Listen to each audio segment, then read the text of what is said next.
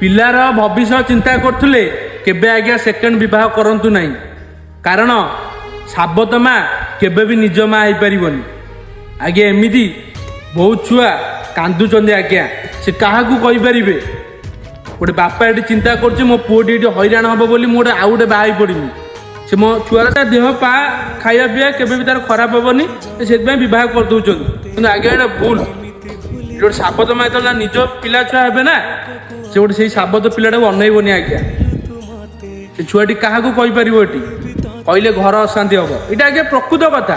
गोटे पिलार कथा कहे आज्ञा, जार आज्ञा माँ ना से जानी मार अभाव कौन।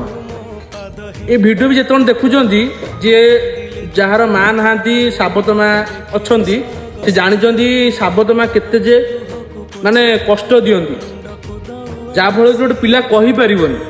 आज्ञा सबू साबत माँ से नुह, किसी जन अच्छा